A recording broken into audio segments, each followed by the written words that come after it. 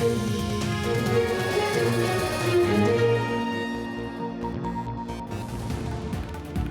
evening. You're watching the news tonight, your daily roundup of all that has happened across India and the world.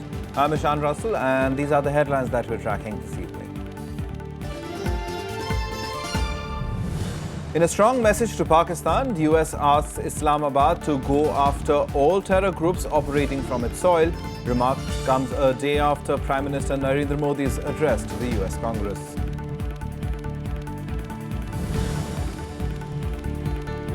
Dismal performance by the manufacturing sector drags down index of industrial production for the month of April to 2.4% compared to 2.8% in the same period last year.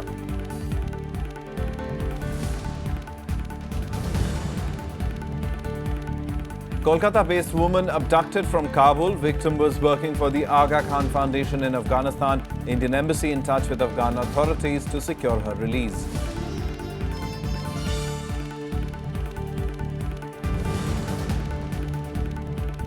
Delhi court sentences 5 men to life imprisonment for the 2014 gang rape of a Danish woman. The 52-year-old tourist was robbed and raped at knife point in January 2014.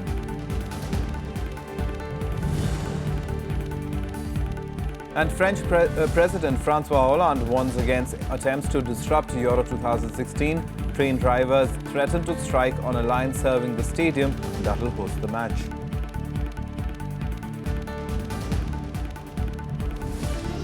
A top story this evening, election to 4 Rajya Sabha seats from Rajasthan and 11 seats from Uttar Pradesh will take place on Saturday.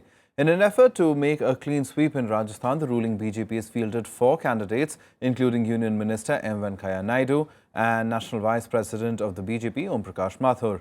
The opposition Congress has meanwhile extended support to independent candidate Kamal Murarka.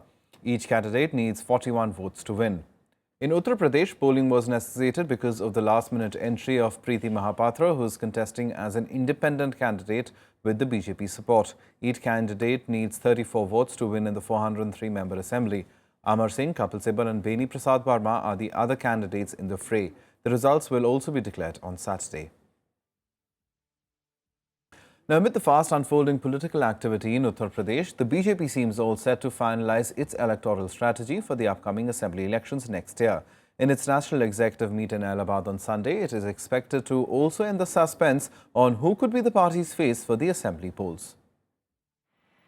After a gap of 5 years, the BJP will once again hold its national executive meet in political sensitive Uttar Pradesh. All senior leaders of the party, including Prime Minister Narendra Modi, will attend the meeting in Allahabad on Sunday. The meeting will conclude the next day with a public meeting addressed by the Prime Minister.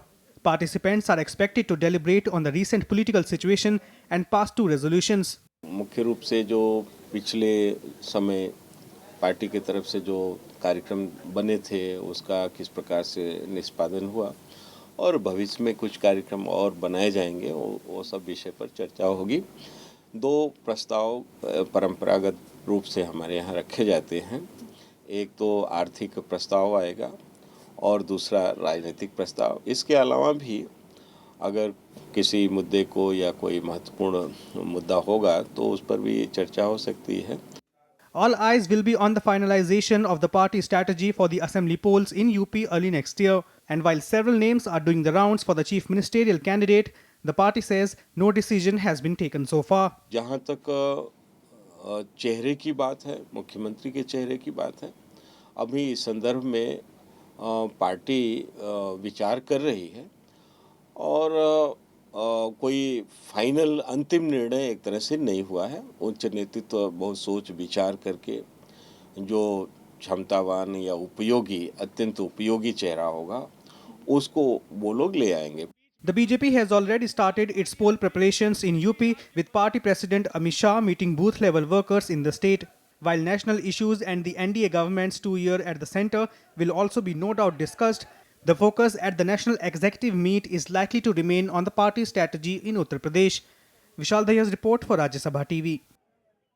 Now, amid a dip in bilateral relations with Nepal, External Affairs Minister Sushma Swaraj met visiting Nepal's Deputy Prime Minister Kamal Thapa on Friday. After the meeting, the Deputy Prime Minister said Nepal's relationship with India is incomparable and Nepal's growing ties with China was not at the cost of India. He also said that the Nepalese government was committed to resolve the contentious Madheshi issue at the earliest. Thapa arrived in New Delhi on Friday on a 3-day visit. This is his 4th visit to India after assuming office last October. The Deputy Prime Minister will preside over the convocation ceremony of the South Asian University in New Delhi on Saturday. Now, an Indian woman was abducted from the Taimani area of Kabul in Afghanistan late last night. The victim is a 40-year-old resident of Kolkata, Judith D'Souza, who was working for the Aga Khan Foundation in Afghanistan. A security guard and the driver of the vehicle were also abducted by unknown gunmen. The Indian embassy is in touch with Afghan authorities to ensure her safe release. External Affairs Minister Sushma Swaraj has assured help to the woman's family. No group has claimed responsibility so far. Indian embassy in Kabul rang up at 1:30 this morning. Okay, and what did you say? They say that she's been abducted. They think that she's abducted. Central government and our chief minister, I would like to ask him, please look into the matter and bring my daughter back. The Tees Hazari Court in Delhi today sentenced to life imprisonment 5 convicts in the 2014 gang rape case involving a Danish national. 9 people were arrested for robbing and raping the woman at knife point on the night of January 14, 2014, while she was returning to a hotel in the Paharganj area. 2 years after the gang rape of a Danish woman in Delhi, the Tees Hazari Court on Friday sentenced 5 convicts to life imprisonment. 9 people were arrested for the crime.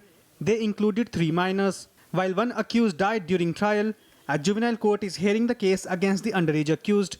Under section 376D, he has been sentenced to undergo life imprisonment, and life means entire remaining life of his biological life, besides 50,000 rupees fine. देखिए, हमारी argument ये थी कि भाई ये police ने इस case में जो एविडेंस है वो फैब्रिकेट किया है। जो प्रोजेक्टिक्स है, जो विक्टिम है, उसके अलावा जो भी एविडेंस है वो सारा फैब्रिकेटेड है। रिकॉर्ड पे मटेरियल है जो इंडिकेट करता है कि इन्होंने जो आई विटनेस जो क्लेम किया है वो आई विटनेस नहीं, वो प्लांटेड विटनेस है। Earlier this month, the court convicted 5 adults for offences ranging from gang rape, dacoity, kidnapping, wrongful confinement and criminal intimidation. The victim was travelling alone in Delhi after visiting the Taj Mahal. She was seeking directions to her hotel in the Paharganj area when the men robbed and raped her at knife point. Bureau Report, Rajya Sabha TV. The Bombay High Court today reminded the Central Board of Film Certification that it was only empowered to certify movies for public exhibition and not censor them. A day after seeking an explanation from the Censor Board over its insistence to delete the reference of Punjab from the film Urta Punjab, the court said it was up to the people if they wanted to see the film or not. The court also told the film's producers not to rely on expletives to show the frustration of the characters. The High Court is hearing a petition filed by Phantom Films, which is one of the producers of Urta Punjab. The petition has objected to the CBFC's refusal to grant the film an A certificate before its scheduled release on the 17th of June, unless the team agreed to make certain cuts. The court will now pronounce the order on Monday. We have offered disclaimers. Now we will wait and see on Monday. The disclaimers are to the effect that none of the words depict anything, and neither does the movie propagate the use of any drugs, and neither does it put any state in any bad light. A trial court in Ahmedabad today finished hearing arguments in the Gulbarg Society massacre case. It will deliver its judgment on Monday. 14 years after the riots, the court convicted 24 of the 69 accused on the 2nd of June. The court found 11 guilty of murder and 13 of lesser crimes. Defence lawyers demanded minimum punishment for the convicts, arguing that the witnesses have not been able to recognise them. Among those found guilty is BHP leader Atul Vaidya. The prosecution has sought life imprisonment, if not capital punishment, for all accused, calling it a rarest of the rare case. It also argued for equal punishment for all 24 accused, as it was a case of mass murder. 69 people were killed in Gulbarg Society, including former Congress MP Ehsan Jafri in the 2002 Gujarat riots. मेरा सवाल ये था कि who Provogue हुम, किसने किसको प्रवोक किया।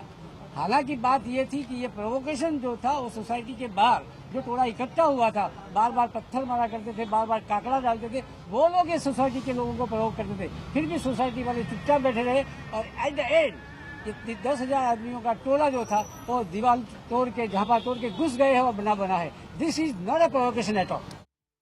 Now, 8 Maoists, including 2 hardcore cadres carrying rewards, surrendered before the police in Odisha's Malkangiri district on Thursday. The 8 Maoists belonging to the Kalimela and Methili areas were involved in Maoist activities for the last few years. Police claim the surrendered Maoists were involved in a number of murders and several other acts of violence. The police also said that the government will take steps to rehabilitate the Maoists. Now, dismal performance by the manufacturing sector output dragged down the index of industrial production for the month of April. Industrial output growth in 2015-16 was measured at 2.4% compared to 2.8% for 2014-15. And compared to a 0.1% growth in March, it shrank 0.8% in April. Manufacturing activity contracted 3.1% in April, while mining and energy sectors grew 1.4% and 14.6% respectively. The capital goods segment contracted for the 6th month in a row by 24.9%. However, consumer durables expanded by 11.8%.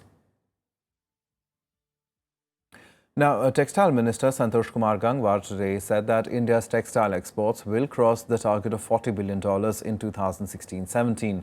The minister maintained that India was competing with China in the export market and would soon catch up with it. Gangwar also assured that 24 lakh power looms will be upgraded in the country over the next 8 years. मुझे लगता है कि मुद्रा योजना में अब दिक्कत कम है। मैं स्वयं एक छोटी बैंक से जुड़ा हूँ, तो जो लोग आते हैं उनको हम कैसे सुविधा दें। अब जैसे 50,000 से अगर हम आगे की राशि अगर कोई लेना चाहता है 10 लाख तक, तो उसको हम बिना किसी जमानत के दे दें, उसकी आवश्यकता के हिसाब से, और वो क्या काम कर रहा है, उसकी पॉजिटिविटी क्या है। Some more national news updates now nationwide. A fire broke out in the famous Tirumala Tirupati temple in Andhra Pradesh in the early hours of Friday. The fire started in the temple kitchen where the laddus are prepared. No casualties were reported in the incident.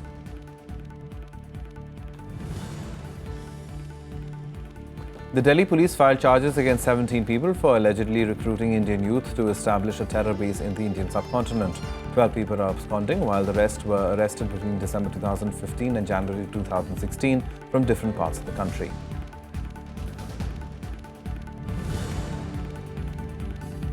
Himachal Pradesh Chief Minister Veerbhadra Singh was again questioned by the CBI for the second day in a row. Singh is being investigated for holding disproportionate assets. The top investigating sources claimed that he failed to offer any explanation when confronted with evidence against him. The 5th edition of the joint Indo-Korean naval exercise kicked off in the Bay of Bengal off the Chennai coast in Tamil Nadu today. Navy and Coast Guard ships took part in the anti-piracy exercise aimed at boosting naval ties between the two nations. The two countries have also decided to establish a mechanism for sharing intelligence in real time. Time for us to take a short break. Lots more on the other side. Do stay tuned.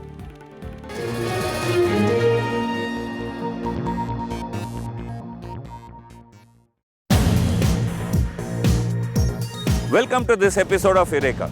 We are with us Dr. Ajit Kembavi. The IAU provides a truly wonderful platform in which various matters concerning the systematic development of astronomy are concerned. The fact that I am a vice president gives me the opportunity to push more and more Indian astronomers into it. And because we have to get into positions where we can influence very long-term policy. Watch Eureka with Professor Ajit K. Kembhavi, Vice President, International Astronomical Union, only on Rajya Sabha TV.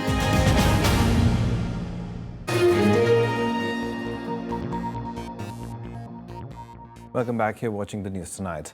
Now, there seems to be a positive response to India's bid to enter the elite nuclear suppliers group.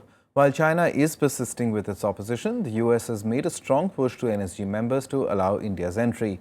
The crucial meet of the 48-member group is on in Vienna. A two-day meet of the 48-member nuclear suppliers group in the Austrian capital, Vienna. The purpose of the meeting is to consider India's application for an entry into the elite group. Reports coming out of the closed meeting is that most countries are positive to India's entry. PTI is quoting diplomatic sources at the meeting as saying it is an ongoing process, but most countries appear positive. India's case is being strongly pushed by the US, which has also written to the NSG members. US Secretary of State John Kerry wrote in a 2-page letter, India has shown strong support for the objectives of the NSG and the global nuclear non-proliferation regime and is a like-minded state deserving of NSG admission.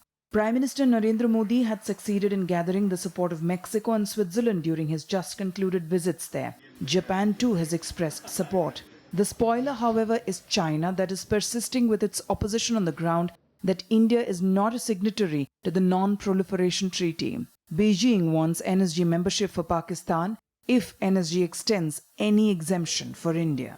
हमारी जो point of view है उसको काफ़ी हमायत हासिल है और जो इस वक्त तक हुआ है कि जी पहले एक और एक्सेप्शन जो 2008 में हुई थी दोबारा नहीं होनी चाहिए इंडिया के लिए और एक क्राइटेरिया बनना चाहिए तमाम एनएसजी जो नॉन एनपीटी स्टेट्स हैं उनके लिए न्यूक्लियर सप्लाईज को शामिल करने के लिए और उसके बाद इंडिविजुअल एप्लीकेशन आने चाहिए तो मुझे उम्मीद है कि हम इसमें कामयाबी होगी.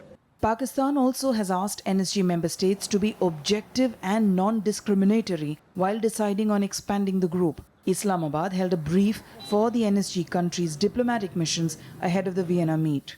Some of the countries skeptical of India's entry also include New Zealand, Ireland, Turkey, South Africa and Austria. PTI quotes diplomatic sources as saying some of them have softened their stand. While we have made a very earnest effort in the event that India is not admitted into the NSG, it would not make a substantive difference in the de facto part, meaning India can still engage in nuclear commerce with other countries on a bilateral basis. The symbolism is important, but I would make the case that it should not be exaggerated. The NSG looks after critical issues relating to nuclear sector and its members are allowed to trade in and export nuclear technology. Membership will help India significantly expand its atomic energy sector. However, with the NSG working under the principle of consensus, even one country's vote against it will scuttle India's bid. Bureau Report, Rajya Sabha TV. A high-level US delegation arrived in Pakistan today to improve relations between the two countries. US-Pakistan relations have hit a rough patch after an American drone strike killed a Taliban chief in Balochistan and an F-16 fighter jet deal hit a hurdle. Pakistan has also expressed concern over the growing closeness of India and the US, saying it was creating a strategic instability in the region. In a strong message, the United States asked Pakistan to ensure that its territory was not used to plan attacks against India. It also urged Pakistan to go after all terror groups operating from its soil, while telling it to improve relations with India to establish peace in the region. In his address to the joint sitting of the US Congress on Thursday, Prime Minister Narendra Modi had underscored terrorism as a global threat that needed to be fought with one voice. We believe that Pakistan and India stand to benefit from practical cooperation and encourage, as you know, direct dialogue aimed at increasing cooperation and reducing tensions. That includes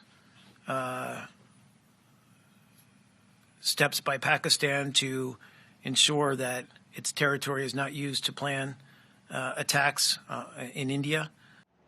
Meanwhile, Pakistan expressed concern over the growing closeness, especially on defense matters between India and the US. It claimed that Washington's support for Indian membership for the 48-nation NSG was not only discriminatory, but was creating strategic instability. Islamabad has also applied for membership to the NSG, setting the stage for a possible showdown with New Delhi when preliminary negotiations start in Vienna on the issue next week.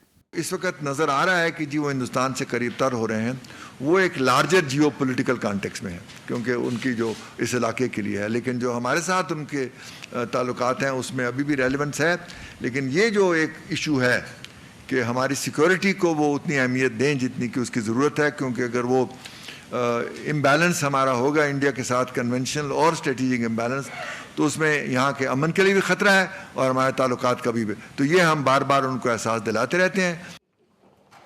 A high-level US delegation arrived in Pakistan to mend bilateral ties. Relations between the two nations have been hit after a recent American drone strike in Balochistan that killed Afghan Taliban chief Mullah Mansoor. The F-16 fighter jet deal was also scuttled due to a controversy over their financing. Meanwhile, China has backed Pakistan's stand against US drone strike, saying the international community should respect sovereignty and territorial integrity of Pakistan that has made enormous efforts to combat terrorism. Pakistan has conveyed to the US that the drone strike not only violated Pakistan's sovereignty but also breached the principles of the UN's Charter. Islamabad believes that the US Congress was prompted to act due to Indian lobbying and pressure. Bureau Report, Rajya Sabha TV. Some more international news stories now on Global Buzz. Unidentified assailants hacked a Hindu temple worker to death in Bangladesh. The killing comes just days after suspected Islamist State jihadists killed a priest in the Muslim-majority nation. There was no immediate claim of responsibility for the murder. Former Maldives deputy leader Ahmad Adib was convicted of plotting to assassinate the president and sentenced to 15 years in prison. The sentence comes 4 days after he was sent to jail for 10 years in another case. New debris believed to be from the missing Malaysian Airlines flight MH370 was found on a beach in Madagascar. One of the pieces resembled a panel from the back of an airplane seat. Gibson, a Seattle-based lawyer, had previously uncovered debris from MH370 in Mozambique. He sent images of his recent findings to the Australian Transport Safety Bureau and Malaysian officials who will examine the evidence. Islamic State chief Abu Bakr al-Baghdadi was reported to be wounded in an airstrike by coalition forces on one of the outfit's command headquarters in Iraq. Reports claim that the attack was carried out on the basis of precise intelligence information. The area is considered one of the group's strongholds.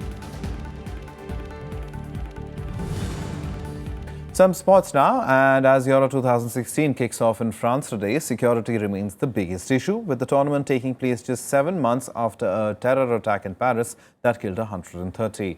France has mustered up to 90,000 police and private guards to provide security for the month-long tournament. The Beautiful Games major tournament Euro 2016 kicks off today amid security concerns. France is taking its highest level security measures for the European Football Championship with 13,000 security forces on guard to prevent possible unexpected safety incidents. 1,200 soldiers will also patrol in Paris's famous landmarks and other public places. France remains a top target for Islamic State group, and there have been warnings from the United States and Britain that the tournament could be a target. Including museums and every place we are going. See all the luggage, all the bags, and everybody's worried about that. But I come from Brazil.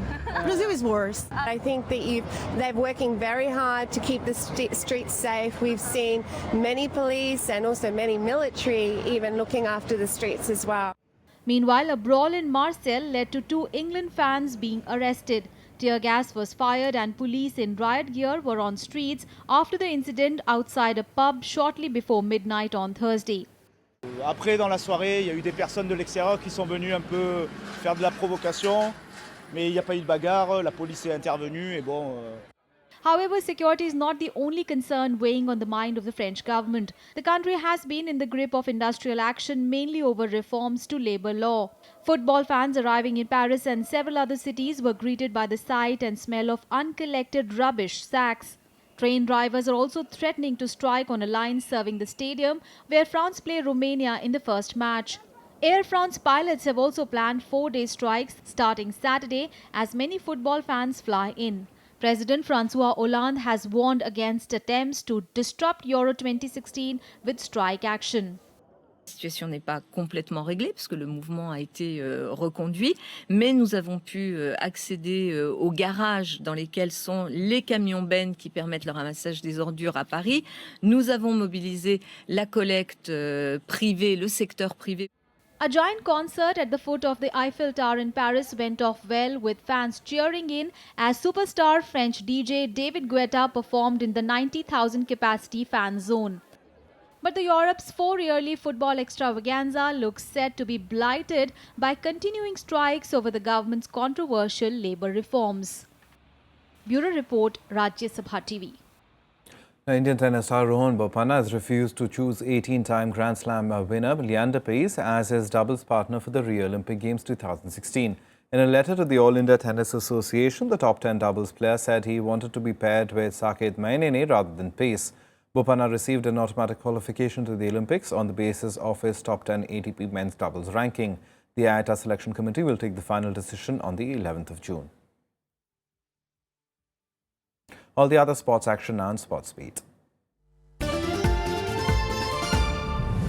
India's lone individual Olympic gold medalist Abhinav Bindra today said he will retire after the Rio Olympics. He was chosen as the flag bearer of the Indian contingent at the Rio Games opening ceremony on the 5th of August. Bindra will be making his 5th Olympic appearance this year. He will be competing in the men's 10-meter air rifle event on the 8th of August.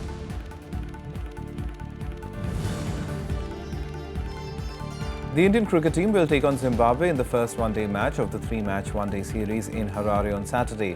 India have rested their first-choice players and will play a second-string side. However, the only exception is the inclusion of veteran MS Dhoni, who played last on Zimbabwean soil in 2005. Ace Indian shuttler Saina Nehwal and Kidambi Srikanth entered the semi-finals of the Australian Open in Sydney. Saina defeated Thailand's Ratnachok Intanon 28-26, 21-16 in the women's singles quarter-final. Srikanth outclassed Korea's Kwang Hee-ho 21-18, 21-17.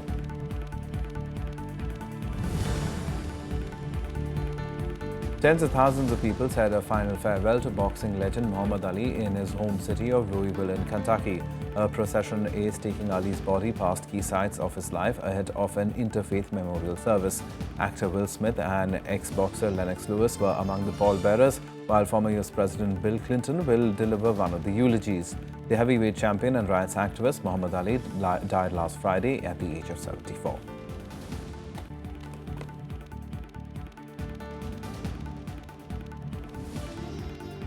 Well, that's the news tonight. Good night.